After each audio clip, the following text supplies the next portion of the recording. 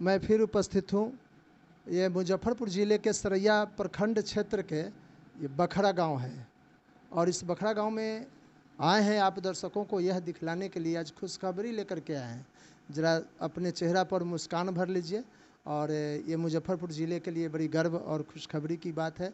खुशखबरी भरी समाचार आपके बीच लेकर के मैं आया हूँ।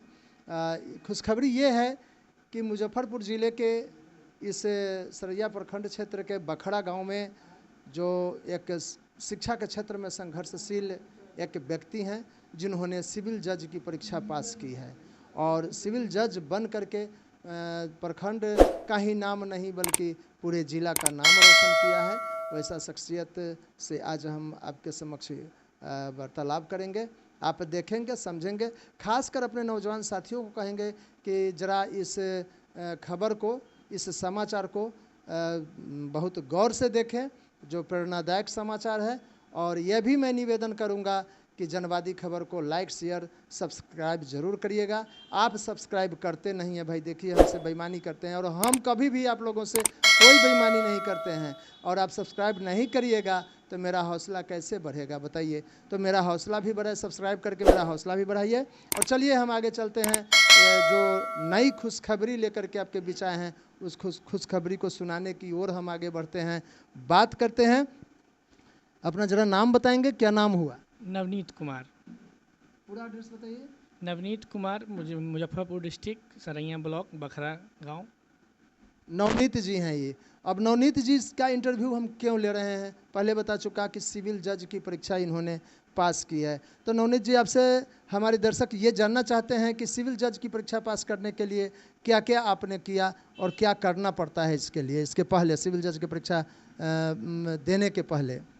सर, सिविल जज की परीक्षा को देने से पहले ज़रूरी होता है लॉ की डिग्री का होना, और इसके लिए मैंने 2014 से 2019 तक दक्षिण बिहार केंद्रीय विश्वविद्यालय से BA LLB की डिग्री ली। उसके बाद मैंने उस पर तैयारी किया दिल्ली में जाकर के 2 साल तक, और इस दौरान मैं कोर्ट भी जाया करता था। और साथ में परीक्षा जब हुई, PT दिसंबर 2020 में हुआ, जिसका रिजल्ट फरवरी 2021 में आया।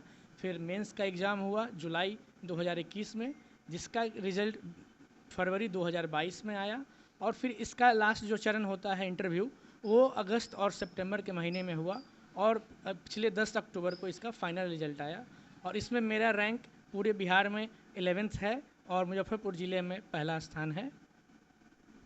नवनीत बाबू, आपने बहुत स्पीड में सब बात बता दी है। हमारे दर्शक, जो हमारे युवा साथी हैं जो अभी पढ़ाई कर रहे हैं, उन्हें भी आपसे बहुत कुछ सीखना है और समझना है। LLB आपने किया 2019 में। 2019 में, यानी 14 में आप प्रवेश किए थे प्री LLB और 19 में आप फाइनल किए। और उसके बाद फिर जो है सो आपने विभिन्न न्यायालयों में वकालतगिरी भी, यानी प्रैक्टिस भी आप करते रहे। और उस तरह से करते करते अपना जो है सो फिर आप 2020 में BPSC के एग्ज़ाम को, PT को पास किया आपने। इस तरह से संघर्षरत रहे और अंत में आप सिविल जज के पद को प्राप्त किया है। तो जनवादी खबर और सरैया प्रखंड की ओर से, जिलावासियों की ओर से हम आपको ढेर सारी शुभकामना देते हैं। और यह खुशी की घड़ी है। आपसे ये हम जानना चाहते हैं कि अभी जो हमारे युवा साथी पढ़ रहे हैं, लिख रहे हैं, पढ़ाई लिखाई में जो संघर्ष कर रहे हैं, उनको क्या संदेश देना चाहते हैं आप? जो अभी संघर्ष कर रहे हैं उनको मैं यही संदेश देना चाहूँगा कि वो अपने लक्ष्य को एक फिक्स कर ले कि उनका क्या गोल है जीवन में, वो क्या करना चाहते हैं, और बस उसी के रास्ते चले। और अपने माता पिता, भाई बहन, सबका विश्वास बनाए रखें और कड़ी मेहनत करें और संघर्ष करें। सफलता ज़रूर मिलती है, जैसे मुझे मिला है, आप लोगों को भी मिलेगा।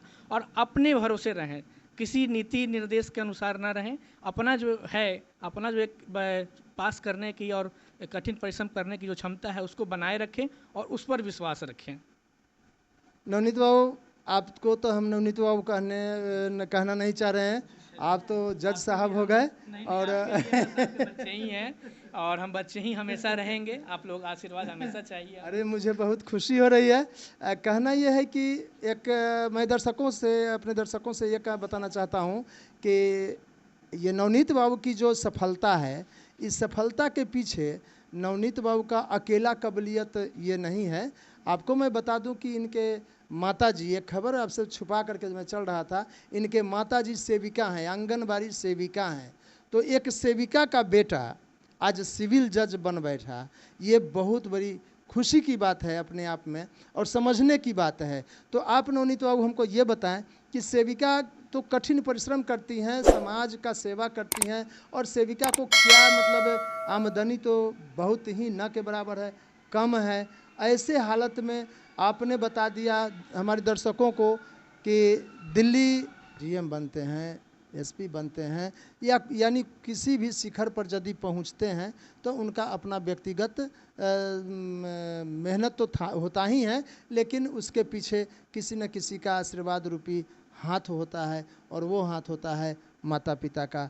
यदि बच्चे चोर बनते हैं, डकैत बनते हैं, तो उसके पीछे भी माता पिता का ही शिथिलता रूपी हाथ कही जा सकती है। ध्यान न देना, बच्चों को संवारना नहीं, तो और बच्चे यदि ऊंचे शिखर पर जाते हैं तो उसका भी श्रेय माता पिता को ही जाता है। यानी धन्य है इनके माताजी और धन्य है इनके पिताजी, जो सेविका रहते हुए इनके माताजी और पिताजी मेहनत मजदूरी करके और इन्होंने जो है सो कुछ रुपए पैसे इकट्ठे करके और अपने पुत्र को इस लायक बनाया। इसलिए उनको कोटि कोटि धन्यवाद देते हैं और जनवादी खबर नमन भी करता है। तो हम ये जानना चाहेंगे नवनीत बाबू आपसे कि आपके माताजी को तो तनख्वाह सैलरी आंगनबाड़ी सेविका का बहुत कम होता है, और ऐसे माली हालत में अभाव भरी ज़िंदगी में किनका किनका आपको साथ मिला माताजी के अलावे, वो हमारे दर्शकों को बताएं कि आप इस मंजिल पर पहुँचे हैं। किसी की भी सफलता के पीछे एक नहीं बल्कि बहुत लोगों का हाथ होता है, लेकिन फिर भी मेरे इस सफलता के पीछे मेरे माताजी वो शुरू से संघर्षशील रही हैं। मेरे पिताजी किसान हैं और उन्होंने भी हर तरह से मेहनत करके कष्ट करके पढ़ाया है। और इन सब के अलावा अगर कोई है तो मेरे भैया भाभी हैं। उनके बिना अगर हम आज कुछ हैं तो उनके बदौलत है। अगर आज हम बाहर गए घर से क्योंकि वो यहाँ थे, तो वो उनका तो मैं कभी चुका ही नहीं पाऊंगा कर्ज। और मैंने भैया भाभी आपके मिलकर के घर को संवारते थे, पिताजी माताजी आपके लिए कुछ पैसे कौड़ी मेहनत मजदूरी करके धन इकट्ठे किए, जिसके बल बदौलत आपने आज इस मुकाम पर पहुंचा है। तो शुभकामना है, ढेर सारी मंगल कामनाएं हैं, और पूरे अपने ज़िले वासियों के तरफ से आपने हमारे ज़िला का नाम रोशन किया है। और चलिए आगे हम ये जानना चाहते हैं, इनके माताजी जो सेविका हैं, आप दर्शकों को उन सेविका से रूबरू कराना चाहते हैं, जो माने ये क्या समझ है और अपने पुत्र को कैसे कैसे संवारे और कैसे खर्च किए, क्या किए न किए, और इनका आज मनोकामना पूर्ण हुआ है। बहुत बहुत स्वागत है जनवादी खबर में आपका। क्या नाम हुआ आपका? बबीता कुमारी। आप सेविका हैं, आंगनबाड़ी सेविका हैं? जी। तो आप ये हमारे दर्शकों को बताएं कि आप आंगनबाड़ी सेविका होते हुए आपके पतिदेव जैसे कि नवनीत बाबू ने बताया कि वो किसान हैं, तो इतना मतलब कितना कैसे संघर्ष हुआ, और आज आपके पुत्र जो है सो आज जज के पद पर, जज के कुर्सी पर, सिविल जज के कुर्सी पर आज विराजमान होने जा रहे हैं। बहुत बड़ी खुशी की बात है। तो इस संदर्भ में हमारे दर्शकों को आप क्या कहना चाहेंगे?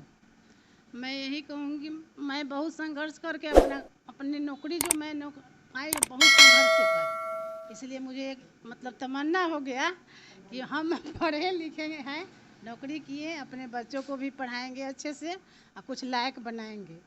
इसलिए दोनों बच्चे को मैं पढ़ाई, लेकिन मेरा बड़ा बच्चा थोड़ा कमज़ोर पड़ा, लेकिन ये बच्चा मेरा बहुत तेज़ निकला। इसलिए मैंने सोची कि मैं जी जान लगा करके इसका लक्ष्य को पूरा करूँगा। दर्शकों मैं बताना चाहूँगा कि आंसू भावुकता दो परिस्थिति में आती है, अत्यंत खुशी में और अत्यंत दुखी में। आज ये क्या नाम बताया अपना? बबीता कुमारी।